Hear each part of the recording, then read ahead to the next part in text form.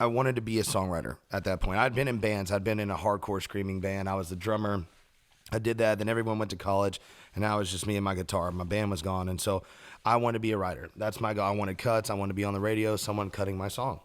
Yeah. And that was the goal. And I was going to MTSU for college, and I'd come home every weekend to my studio in Nashville and write and try to book rights. And that was the goal. And then I was working construction because I didn't have a publishing deal. I didn't have any money, so I was working construction. And the guy I was working construction with, he was producing a record by a girl named Casey Weston who was on The Voice.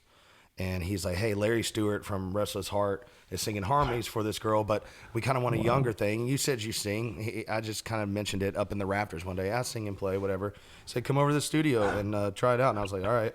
So after we got done, I wiped drywall dust off me. I went over there and I sung on this record. And he was like, he pulled me aside afterwards and he's like, man, I got a buddy out in California that I built a studio for that always said, if you find someone in Nashville that you think's cool, fly him out here. Let me meet him. I'm interested in maybe starting something. And I've never been to California in my life, never really gone anywhere.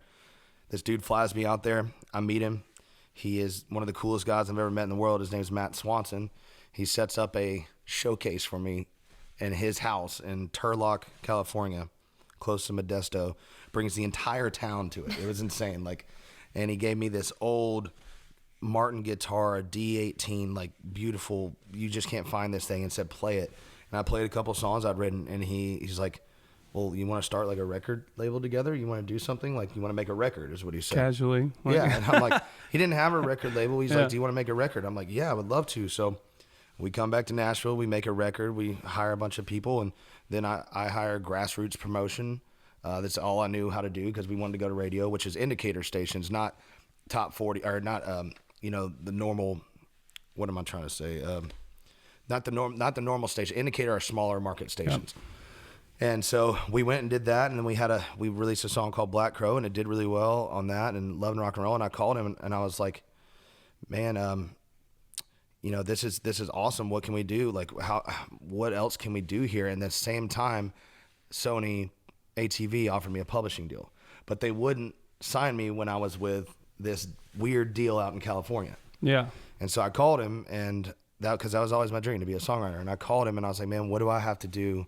This is my dream to get out of this. I'll give you 100% of my songs to recoup for you, whatever you need. This is my dream, and they won't do it with it. And he said, buddy, you're good, go. And just let me out. Unrecouped. I mean, a couple $100,000 that he had spent on travel for everything, just said, go. And that was just the craziest thing in the world to me. Yeah. And I said, man, if I, meet enough people and this works out the way I want it to, would you be interested in doing business one day again? He said, give me a call. And that's when I wrote a song. This guy knew Jennifer Johnson.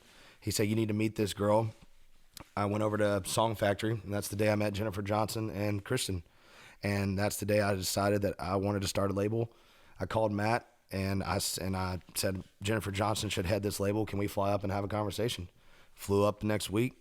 Had a conversation, came back, we had a label.